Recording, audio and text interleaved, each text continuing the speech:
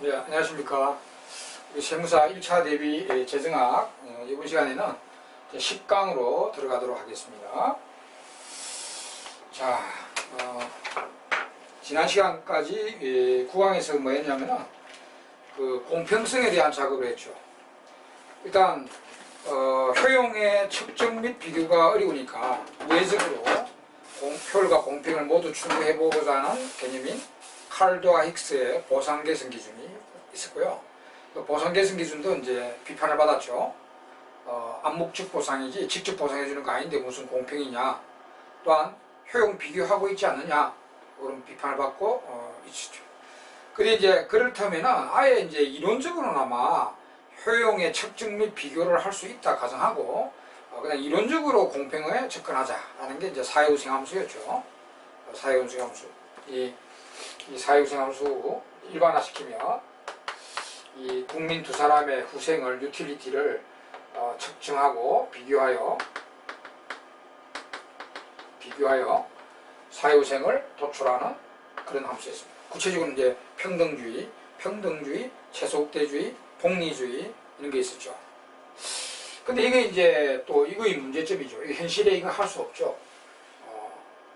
현실에 이런 후생 측정도 기술적 측정은 아예 안 되고 서술적 측정은 좀 가능한데 비교는 완전히 무리죠. 그러니까 현실에는 이 작업을 할 수 없잖아요. 그죠? 근데 물론 이걸 할 수 없다.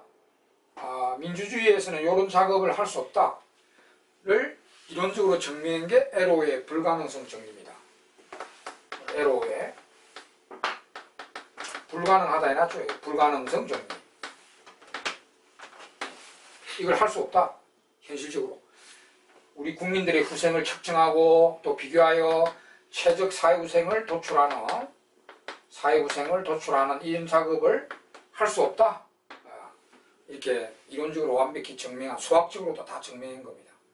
이게 이제 에로의 불가능성인데, 그리고 요거는 요 문제점, 이게 문제점을 지적한, 현실적으로 할 수 없다는 것을 지적한 그런 정리다. 이렇게 알아두시면 됩니다. 그리고 이게 이제 에로의 불가능 여기만 필요한 게 아니고 나중에 공공선택이론이란 뒤에 가면은 이제 공공선택이론이라는 이론이 있는데 거기서도 약간 언급이 됩니다. 이 에로의 불가능 정리가. 일단은 이 조건들이 있는데요. 이걸 할 수 있는 조건, 우리 국민들의 후생을 측정하고 비교하여 최적 사회후생을 합리적이고 최적인 사회후생을 도출할 수 있는 조건을 제시를 했습니다. 일단 5가지 조건이 제시가 됩니다. 그 조건들 한번 봅시다. 이걸 도출할 수 있는 조건 5가지 조건이 제시가 됐는데, 첫째 완전성과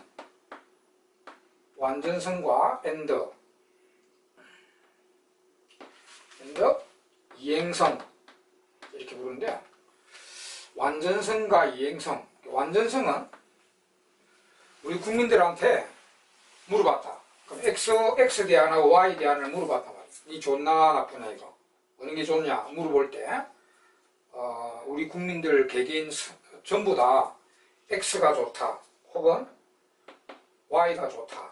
혹은 나는 X, Y가 같다. 이게 같다는 뜻입니다. 선호가 같다 이 말입니다. 같다. Y가 좋다. X가 좋다.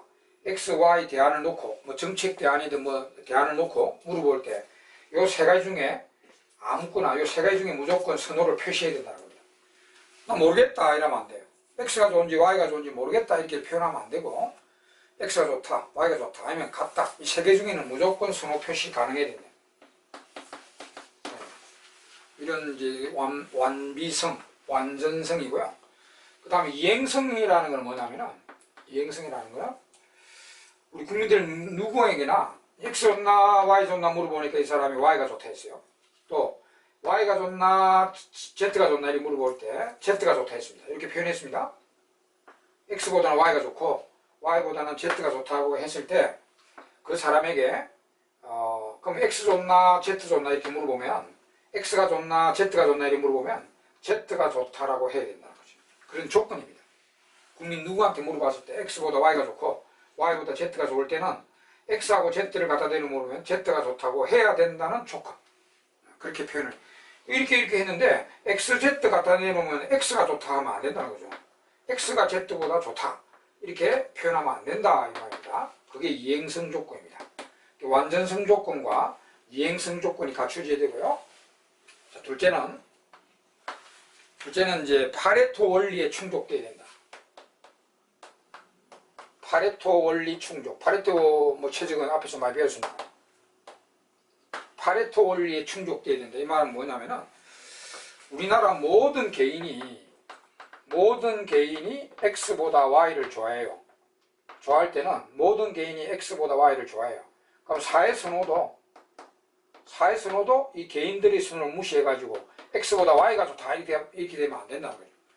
모든 개인이 x를 y보다 좋아한다면 사회 선호도 x가 y보다 좋아야 된다. 이렇게 사회 선호도 그렇게 정해져야 된다는 그런 뜻입니다. 이게 파레토 원리에 충족되어야 된다. 자, 세 번째는 비제한성 혹은 보편성이라고 하는데 비제한성 혹은 보편성 이렇게 보는데요. 이거는 이제 일단 보편성은 뭐냐면은 개인들의 어떤 선호를 갖고 있든지 사회 선호를 도출 가능해야 된다. 개인 선호가 어떻든지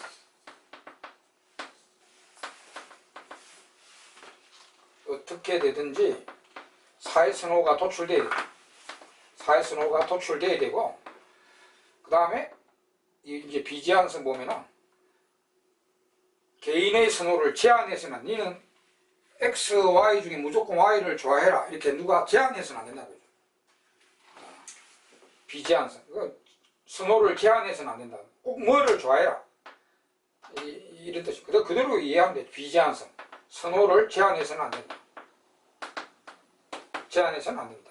이게 이제 비제한성 보편성입니다. 그 다음에 이제 네 번째는 무관계한 상태와의 독립성. 자, 네 번째는 이제 무관계한 상태와의 독립성입니다. 무관계한 상태와 독립성. 자, 무관계한 상태와 독립성인데 예를 들어서 그 국민들 선호가 처음에 x하고 y하고 z를 딱 갖다 대놓고 물어보니까 국민 개인 선호가 x가 제일 좋고 y가 두 번째, 그 다음에 z가 세 번째로 좋아한다. x를 제일 좋아하고 그 다음 y를 좋아한다. 이렇게 이제 표현했단 말입니다. 이때 이 y 대안이 갑자기 선택 대안에 사라졌습니다. 사라졌어요. 이제 y 대안이 선택 대상에서 사라졌어요. 사라졌다. 사라지더라도 이게 무관계한 상태와 이제 x하고 z만 남았단 말이야. x와 z를 갖다 대놓으면은 여기서는 x를 줘야 된다는 거죠. 개인 선호가. 이게 사라졌다 하더라도 처음에 x가 제일 좋고 그다음 y, z가 제일 싫었잖아요. 이 선택 대상육이 하나 사라졌다 해서 갑자기 x보다 z가 좋다. y가 사라졌다 해서 이제는 x보다는 z가 좋다 이렇게 해서는 안 되고요. 여전히 x가 z보다 좋아야 됩니다. 무관계한 상태와의 독립성. 요거입니다. 그리고 이 무관계한 상태와의 독립성 안에는 또 다른 내용들도 같이 들어가 있습니다. 책에도 나와 있지만, 요 무관계한 상태와의 독립성 안에는 이런 내용 외에도 또 효용을 기수적으로 측정이 돼서는 안 되고, 기수적 측정은 안 되더라도 서수적 측정은 돼야 된다. 서수적 측정은 가능해야 된다. 특히 이제 효용의 기수적 측정은 안 돼야 된다. 이런 내용도 같이 들어가고, 서수적 측정은 될 수 있어야 되고요. 기수적 측정은, 우리 기수적은 뭐 효용이 30이다, 50이다. 나는 이런 집을, 아파트를 갖고 있는데 효용이 뭐 5만이다. 이런 기수적 측정은 안 돼야 되고요. 효용의 서수적 측정은 돼야 된다. 그 다음에, 효용 비교는 절대로 해서는 안 된다. 효용 비교도 안 돼야 된다. 우리 이미 이야기했잖아. 우리가 측정, 비교, 돼야 이게 나오잖아요. 그죠? 근데 측정은 기술적으로는 안 되더라도 서수적 측정은 돼야 되고 비교는 안 돼야 된다는 겁니다. 효용 비교 배제시킨. 효용 비교하는 거나 안 돼야 된다는 거죠. 효용 비교돼서는 안 된다.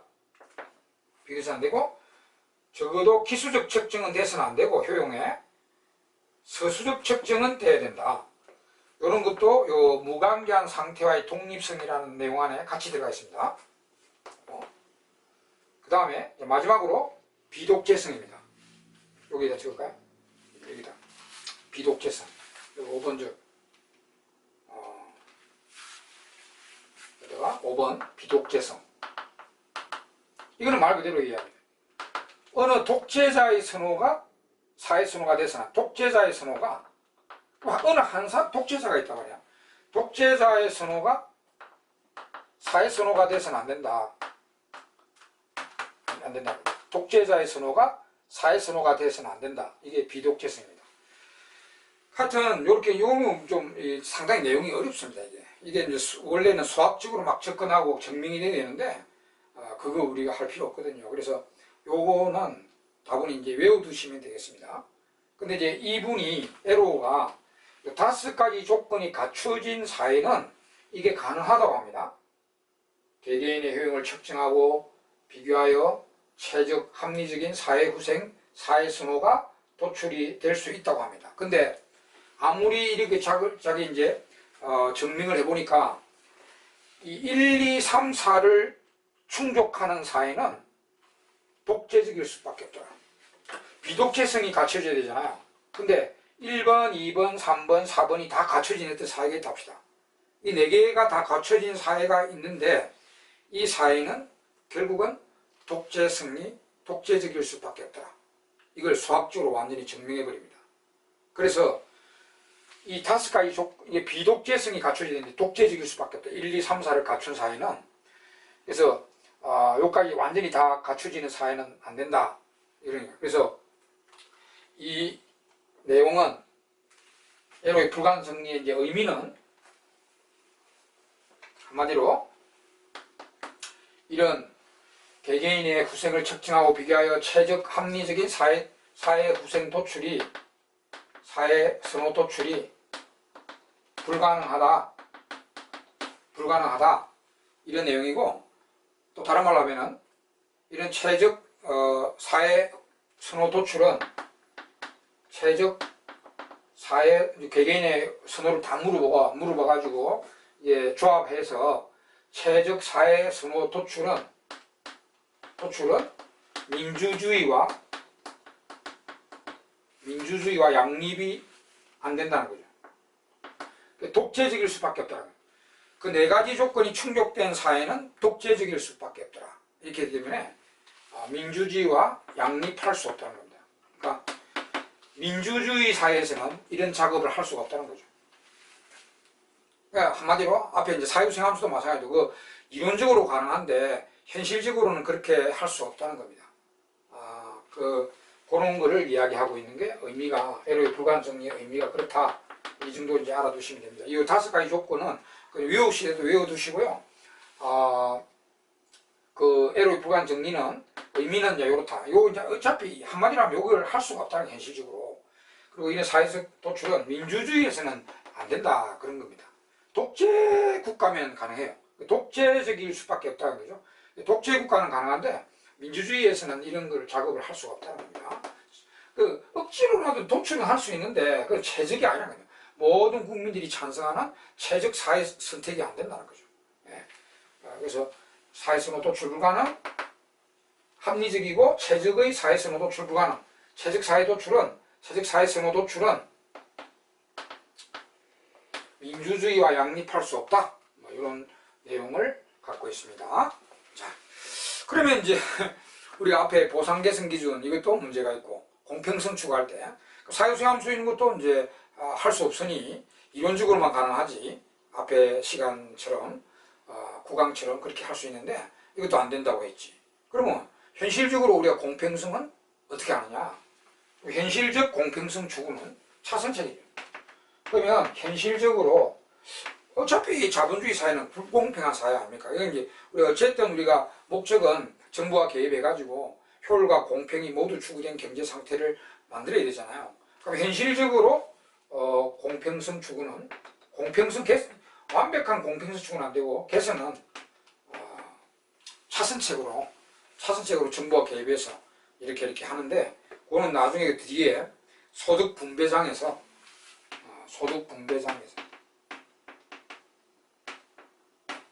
분배장이 뒤에 나오거든요. 소득 분배장에서 차선책으로 하는 거예요. 차선책으로 정부가 하는 거예요.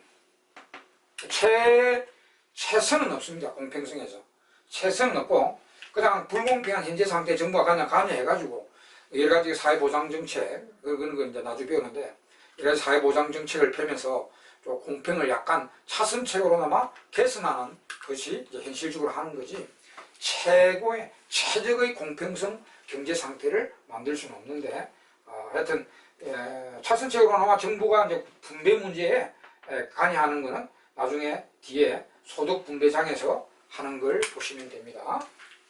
그럼 우리가 이제 전체 딱 체계가 나오죠. 그 효율성은 이제 이론적인 효율성 추구는 이제 바로 체질 개념인데 그것이 이제 안 되죠. 그럼 현실은 완경시장이면 우리 후생경제학 1정리, 2정리 나왔죠. 그건 이제 효율성 관련인데 처음부터 우리나라가 이제 완전경제시장이면 효율이 되죠. 단 외부 효과와 공공재는 없어야 되는데요. 외부 효과와 공공재는 없어야 되지만 근데 이제 그거 없으면 이제 완전경제면 효율이 자동으로 되는데요. 그 현실은 불경시장이잖아요. 그럼 효율이 안 됐다.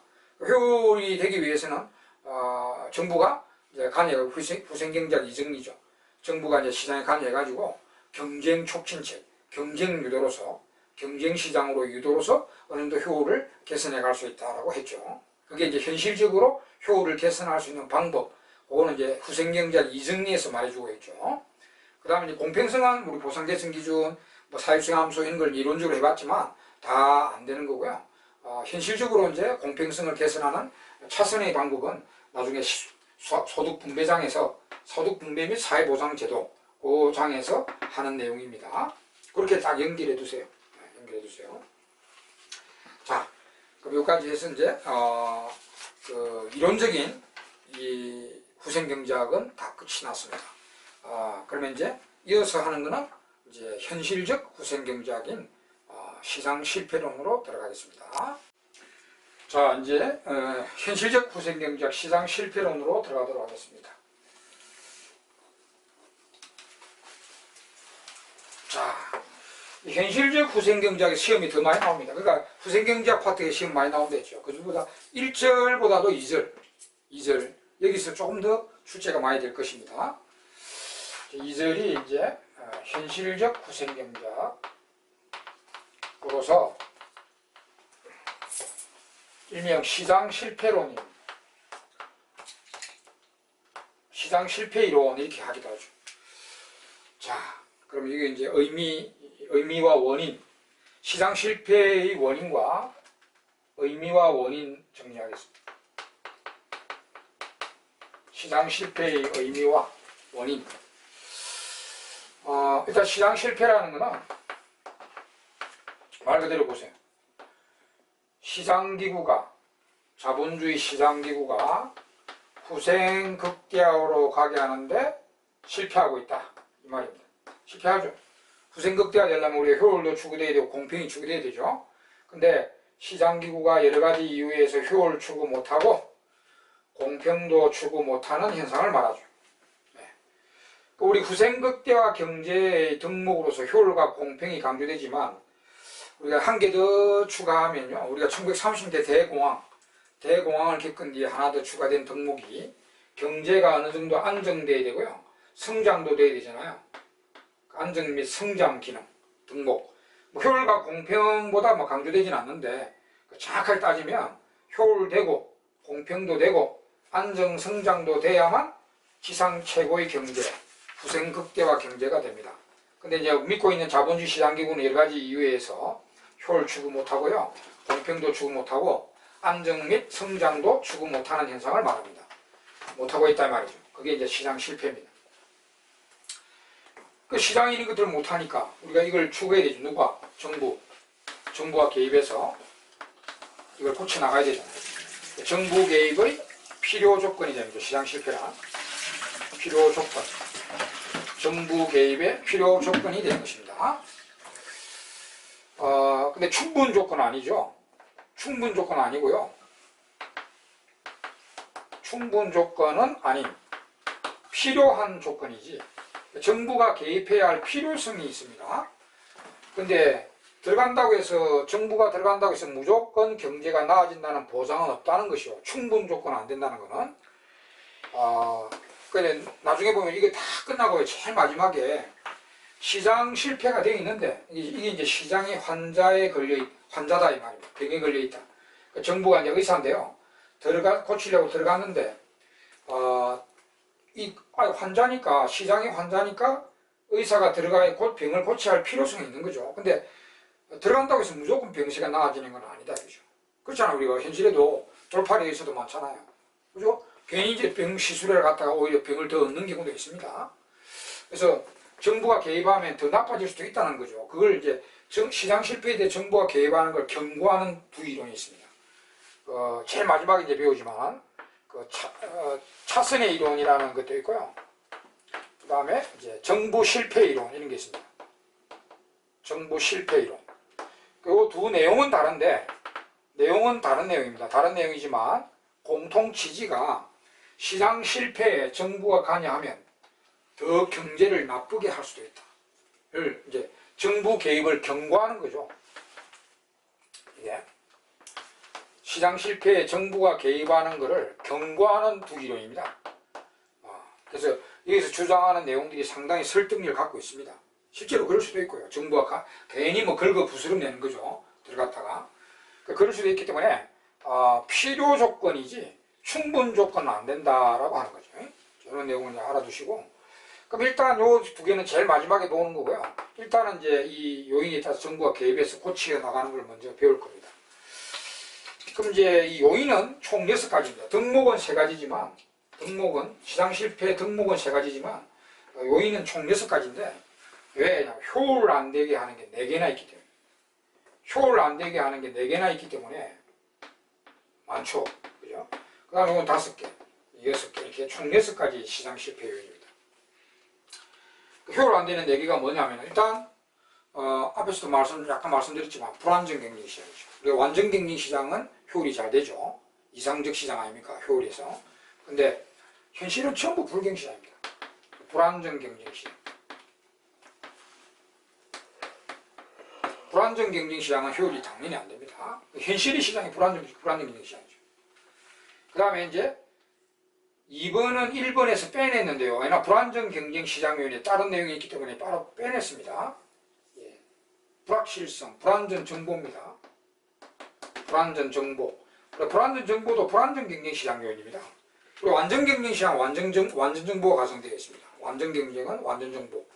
불안정 경쟁 시장 안에 포함되는 거로 불안전 정보가 나오거든요. 하여튼 1번에서 빼내서 따로 다루는데 하여튼 요 두 개는 보세요. 이 두 개는 이제 불경 시장이기 때문에 시장 요인이기 때문에 효율이 안 되는 겁니다. 그러면 이제 완전 경쟁이면 효율은 일단 되잖아요. 후생경제학자 1정리. 근데 그 단수항이시죠? 단수항. 외부 효과와 공공재가 있으면 완경이라도 효율이 안 되죠. 그러니까 이 악덕 요인이 외부 효과, 그 다음에 공공재. 이거 이제 2절에서 배웁니다. 이 중요한 거 이 두 개. 외부 효과가 뭔지 공공재가 뭔지 몰라도 이 두 개는 자 이거 보세요. 시장이 완경 시장이라도 효율이 안 되게 하는 악덕 요인이죠. 이 두 개는 뭐 당연히 불경 시장이니까 효율이 안 되는데 이 두 개가 있으면 시장이 우리가 한 발 양보해갖고 완경 시장이라 합시다. 우리나라가 완경이라도 이 두 개가 있으면 효율이 안 돼요. 굉장히 악덕 요인이죠. 이렇게 해서 총 4개가 있고요. 그 다음에 이제 이거는 각각 다릅니다. 원래 소득이 불평등한 체제가 자본주의 시장이고요. 그 다음에 원래 자본주의는 경제가 불안정, 호황과 불황을 겪는다 이 말이죠. 호황, 불황을 거듭한다 이 말이죠. 불안정. 호황, 불황. 지금도 우리가 이제 굉장히 우리나라 경제, 세계 경제가 불황이잖아요, 지금. 그죠? 그러니까, 물론 뭐 특별한 사태가 있었지만, 그러니까 불안정하다 저성장, 성장 안 하고 저성장하는 것도 거시경제적인 시장 실패입니다. 이게 이제 요거는 각각 하나씩이죠. 그럼 요 두 놈은 조심해야 됩니다. 완경이면, 그럼 시장이 완경이면 공평하냐? 시장이 완경 시장이면 경제가 항상 안정되고 성장되느냐? 이건데, 이거 아닙니다. 우리가 완전 경쟁 시장은 전지전능하지 않습니다. 완경 시장은 효율만 담보. 물론 이거 두 개 있으면 또 안 되지만, 효율도 안 되지만, 일단 효율을 담보하는 거지, 공평이나 안정 성장까지 담보하지는 않습니다. 그래서 이 두 놈은 시장 체질 불명입니다. 우리나라 시장이 완경이든, 완경 시장이든, 불안정 경쟁 시장이든 발생하는 시장 실패 요인입니다. 5번, 6번은. 시장 실패 요인은 그냥 6가지 쭉, 나이에 외우지만 하지만 구조적으로 봐세요. 6가지 딱 해놓고요. 이거 두 개는 불경이니까 효율이 안 되는 거고, 당연히. 이 두 개는 이제 시장이 만약에 불경이고 불안정 경쟁이면서 이 두 개 있으면 그건 당연히 효율이 안 되는 건데, 완경 시장인데도 불구하고 이 두 놈이 있으면 효율이 안 됩니다. 그리고 이제 소득 불평등과 불안정 저성장은 완경 시장이든 불경 시장이든 이 두 개는 존재하는 원초적인 자본주의 시장의 문제입니다. 원초적인 자본주의 시장의 문제. 공평성과 안정성장. 그리고 자, 이렇게 이제 요인을 딱 정리했죠. 그러면 이제 이 현실적 시장 실패론의 내용이 요 6가지에 대해서 철저하게 왜 그런가와 그 다음에 그에 대한 정부의 대책들이 다 들어갑니다. 정부의 대책들이. 알겠죠? 자, 그럼 쭉 한번 봅시다. 5개. 이제 특히 효율 안 되는 거에 대해서 집중해야 됩니다. 효율. 특히 여기도 이제 외부효과 공공기업 굉장히 중요하죠. 이것들을 집중해야 됩니다. 자, 그러면 불안정 경제 시장부터 들어가겠습니다. 효율 안 되는 것부터, 이거 4개부터 먼저 하고, 공평에 대한 대책과, 이거에 대해, 요거는 거시경제학인데, 우리 거시경제학 재정학이 크게 많이 필요는 안 하는데, 그래도 한 10%는 필요해요. 10% 정도는 거시경제학 쪽이, 이 거시경제학에 대한 호황불황, 성장, 이런 거는, 그거에 대한 10% 정도는 필요하거든요. 재정학에서도. 대부분이 이제 미시경제학 쪽이 필요하지만, 거시경제학이 한 10% 필요해요. 그래서, 요 부분에 있어서 간단히 좀, 그렇게 중요한 건 아닙니다. 그래도. 그래서 간단히 정리하고, 요거는 이제 앞 시간에도 말씀드렸다시피, 요에 대한 차선의 정부의 대책은 뒤에 소득 분배 및 사회보장제도 편에서 하는 겁니다. 계속 이야기되죠. 우리가 보상계승 기준, 사회우생함수 이런 건 이론적인 거지, 현실적으로 그런 거를 가지고 못한다. 현실적으로 이제 공평성을 차선책으로 개선해가는 작업이 소득 분배장에서 나온다는데, 요에 대한 대책은 소득 분배장에서 들어갑니다. 그래서 그건 간단하게 하고, 주로 이 현실적 후생경제학의 시장 실패론의 주 내용은 이 4가지에 대한 내용과 대책입니다. 이 4가지에 대한. 특히 외부효과 공공기업 시험에 잘 나오거든요. 예. 불안전 정보 이것도 시험에 잘 나옵니다. 이것도. 자, 하여튼 이거 이제 세부적으로 하나씩 들어가 보겠습니다. 먼저 불안전 경쟁 시장입니다.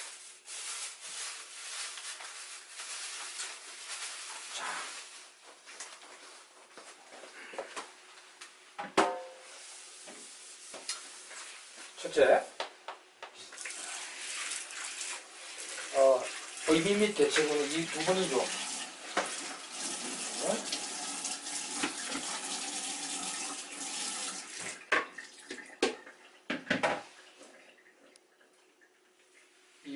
이번인가?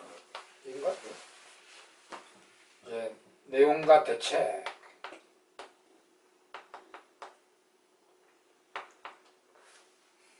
큰 2번인가?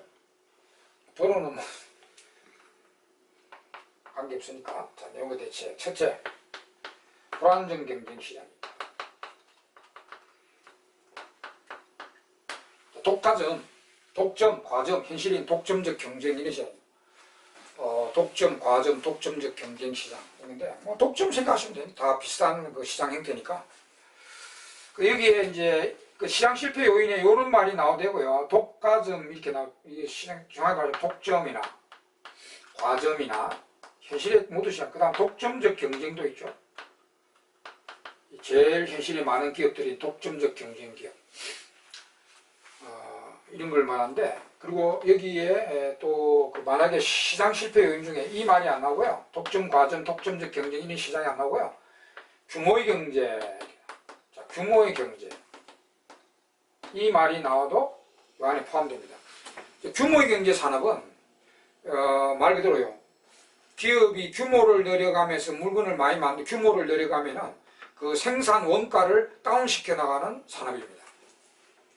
그러니까 이걸 좀 용어를 설명드리면 기업이 이 물건을 만드는 양인데 기업을 공장 규모를 늘려가면서 물건을 많이 만들수록 이 붕어빵이라면 붕어빵의 원가 평균 비용인데요. 하나당 비용이죠. 그게 계속해서 떨어지는 그런 산업입니다. 평균 비용이 에버리지 코스트가 원가, 그러니까 회계학 용어로는 원가죠. 원가.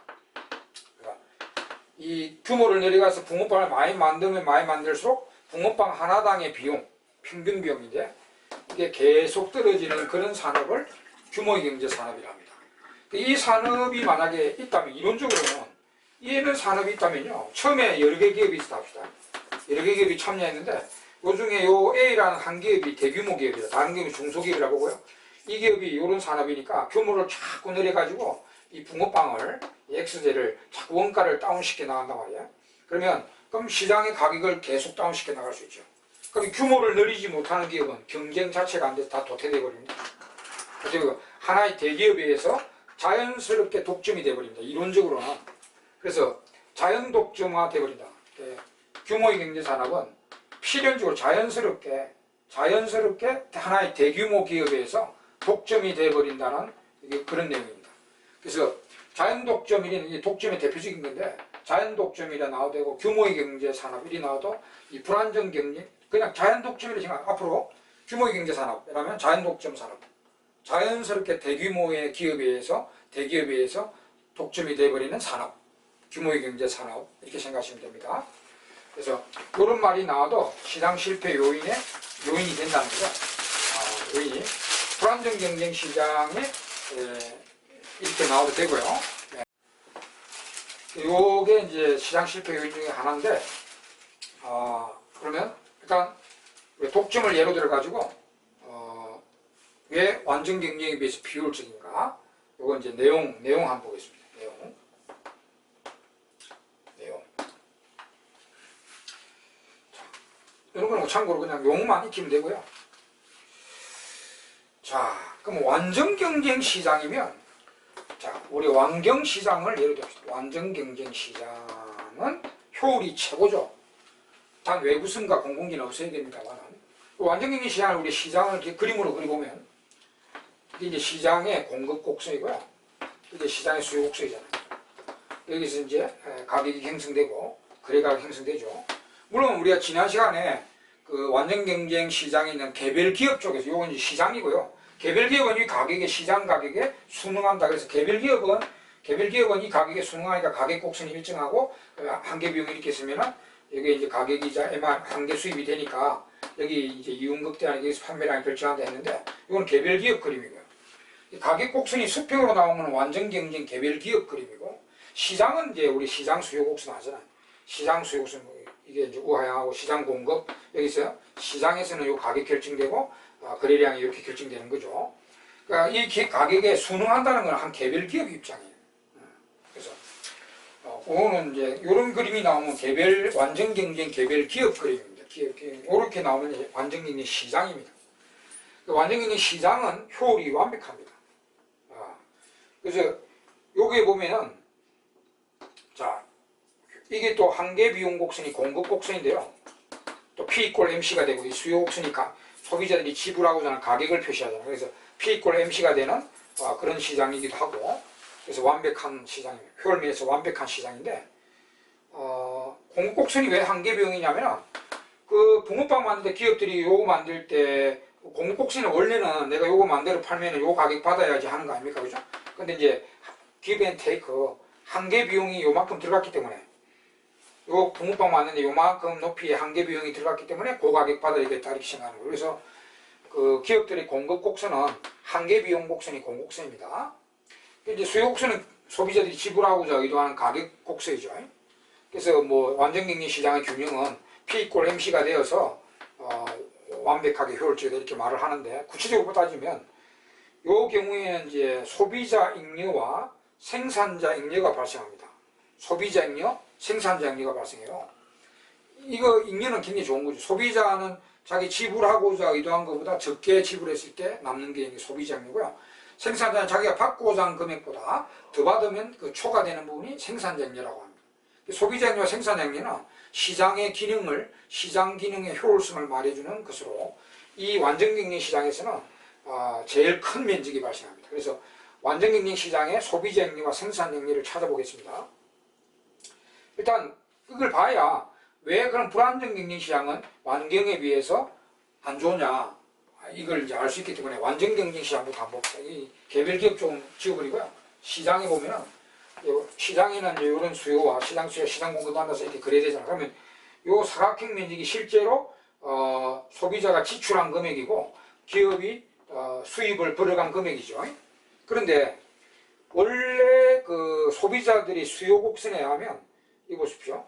소비자들이 의도한 개념은 나는 요 붕어빵 사면 요 가격 지불하겠다. 요거를 사면 요 가격 지불하겠다. 요거 사면 요 가격 지불하겠다. 지불할 용이 있다. 지불할 용이 있다. 지불할 용이 있다. 이렇게 마음먹은 거 아닙니까? 마음먹은 건 그런 거죠. 그래서 소비자들은 이런 수요를 가지고 있는 소비자들은 요만큼을 빵을 사 먹으면 요 노란 빗금치 면적 있죠. 요 막대기 노란 빗금 요 사다리꼴 면적을 지불하고자 했던 겁니다. 지불하려고 했는데 마음껏 했는데 실제로 시장에서는 요만큼 붕어빵 사 먹고 이 공급자한테 실제로 지출한 금액은 요 사각형 면적이다 말이에요. 실제로 지출한 금액은 사각형 면적. 그래서 그 초과되는 부분이 소비자 남는 것이다. 요 삼각형입니다. 요 삼각형. 요 삼각형이 요 이제 수요 곡선이야. 요 잉여 앞으로 계속 찾을 겁니다. 딱 이제 찾는데 소비자님 찾는 거 이렇게 찾으면 돼요. 그래야 딱 잘라버리고 수요 곡선 이하 가격까지 면적 여기에 소비자 잉여입니다. 소비자가 남는 거죠. 뭐 돈이 남은 거 아니지만 마음적으로 남은 거죠. 그 다음 생산자 잉여도요. 우리 공급 곡선에 의하면 생산자가 이 붕어빵 만들면 요만큼 받아야지, 요만큼 받아야지, 받아야 되겠다, 받아야 되겠다, 받아야 되겠다 이렇게 마음먹은 거죠. 그럼 자기는 총 이만큼 만들어 팔면 이 빨간 하단의 면적을 받고자 한 겁니다. 근데 실제로 그래서 우리가 이 공급자도 이만큼 만들어 팔면은 요 빨간 면적을 최소한 받고자 한 겁니다. 근데 시장에 실제로 소비자하고 만나가지고 사각형을 받아버렸죠. 그럼 더 많이 받아버렸죠. 초과되는 부분이 요 생산자입니다. 그래서 생산자는 거꾸로 소비자와 반대로 가격 이하 공급 곡선 이상 면적이 찾아야 됩니다. 여기 생산자입니다. 요 삼각형은 소비자 잉여고요. 소비자가 남는 거고 요 삼각형은 이제 생산자 잉여입니다. 경작이라고 보면 돼요. 그러니까 두 개 합쳐서 전체 잉여, 사회 총 잉여라고 합니다. 사회 총 잉여. 그래서 요 잉여는 이제 좋은 거다 말입니다.